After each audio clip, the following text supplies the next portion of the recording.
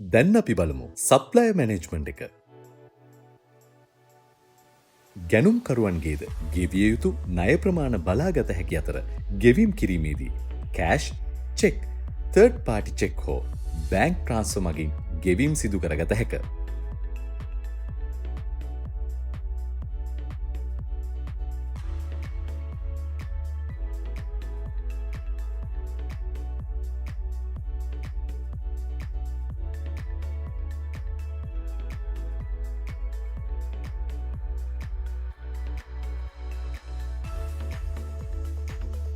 Check ගෙවීමේදී automatically check පත print කර ගැනීමද සිදු කළ හැක.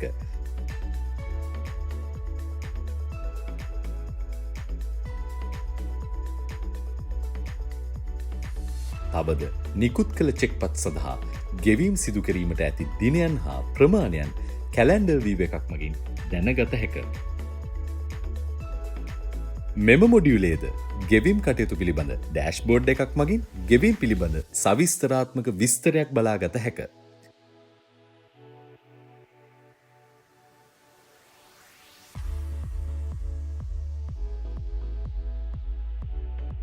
ගෙවීම් කටයුතු කිරීම සඳහා ඒජ් වයිස් ස්ටේට්මන්ට් එකක්ද ලබාගත හැක.